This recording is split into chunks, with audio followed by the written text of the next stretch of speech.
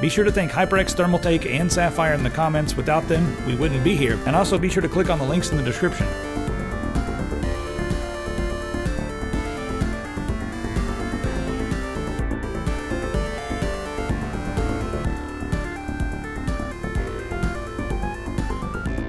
Found some new Gigabyte laptops. This is the P37X, and there's a GTX 980 in here.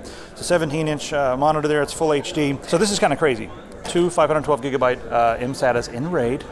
Freaking ridiculous. And then you can also do two terabyte standard hard drives for all your games and all that stuff. You can even RAID those. That'd be nice. And if you remove the optical, you can get even more craziness in there. Move on over here. This is the 15-inch version, and it's kind of interesting because the 15-inch version, similar specs, except you can actually do 3K on this one. 3K monitor, so that's pretty interesting. Also has the 980M with 80 gigabytes of GDDR5. This one, you still have two of the 512 gigabyte MSATAs and two 2 terabyte hard drives, so this is ridiculous for 15-inch.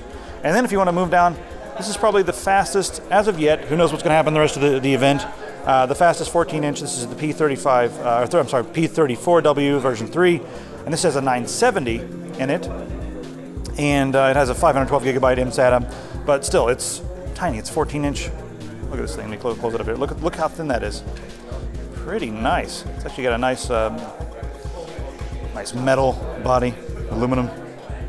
You guys can also get these in different SKUs. If you wanted to get like a 970 or something, you guys can get a 970. If you want a 965, you can get these with 965, just depending on your budget. One more thing I forgot to mention is that the big guy over here, it's got some function keys. See these G keys here? We've got function keys.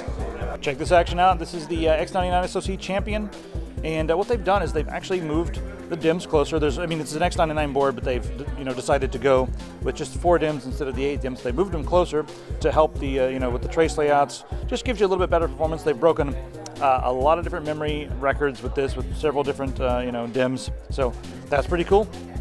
And then one other thing that they've done on the board itself, they have included more pins because with these CPUs, you can actually take advantage of that. I haven't really seen any real-world benchmarks that say that it's amazing or does anything, but they've also given you a switch here. You just flip that little switch, and then, hey, it's using the extra pins. Maybe something's happening. Maybe it's a placebo. Maybe I just want to be able to tell my friends that I've got more pins than you do. And then, yeah, there's a bunch of other stuff here, but as you can see, it's optimized for overclocking. No nonsense over here. There's not a lot of stuff going on. It's just really to give you the highest, clocks possible. This is the X7, the X5, and the X3 Plus right here. Now, with the X7 Pro, with these, they've decided to go with SLI. So they're not using a 980, but they're on, this one here, we got SLI with the 970. It's faster than definitely faster than a 980. And they're saying that they're getting, performance close to that of what you would get, with like a desktop. And then all these 3 MSATA. So you get like ridiculous speeds with that. Plus you have a 2.5-inch drive in there as well. And then we have 4 memory slots and the big guy here. So it's pretty ridiculous. I also want to mention that with the X5 here, you can get that in 3K. Even on the little guy, we still have 3200 by 1800. So really good resolution all across. They've got like all the gaming stuff, like killer NICs in there. And then also G keys on every single one of them, not just the big model. So if you want, the G keys and you want like something that's more compact, you're gonna have to go this way and you'll get better performance anyway because of the 3 MSATAs, optionally up to 3. So pretty damn cool.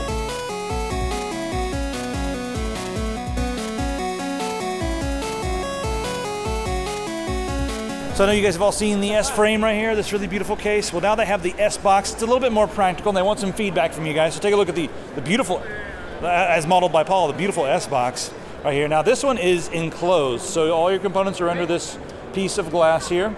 It's a nice tinted piece of glass, and it's kind of interesting what they've done with the front here. As you can see, the front is just a nice, rolled piece of steel, and then over here we have our 5.25-inch base, and you guys can mount a radiator in here. And in order to make it so that you can get, in and mess with the radiator, they've given you a couple of screws up here on top. You can just lift this top panel off and then get in there and access all that. All right, now let's run over here and take a look at some other things that they've got going on. Headphone stands. So everyone seems to be wanting headphone stands. These are suction based, so they'll stick on the wall, they'll stick on the whatever, anything that you can stick a suction based thing on, then you can hang your headphones on it. They've got the plastic, you know, headphone stand look thing going, whatever. Another headphone stand idea. Everybody wants a headphone stand.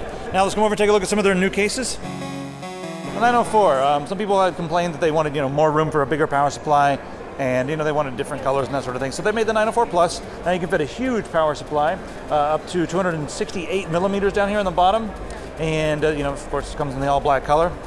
This one may not see this in the station. This is made for an OEM in I think the UK. But I want you guys to check out this one. It's the 503. Sort of an entry-level mid-tower gaming case. The front on an entry-level case is glass, and you can raise it up or lower it down wherever you want it. If you want to have access to your 5 1/4 inch bay. The side here is not glass. It's just a, you know, a piece of I guess plastic. But yeah, pretty interesting looking stuff from InWin this year. We all know HyperX makes gaming hardware, but they also have a YouTube channel centered on gaming culture that is about to hit 100,000 subscribers. Go ahead and click here to check it out. You may not know it, but Sapphire is sort of the AMD brand. They even make the OEM cards for AMD themselves. Click on the screen to see what's new and maybe some secrets. Thermaltake always has a lot going on, but this year they really have a lot going on and they have upped their game. Click on the screen to check it out.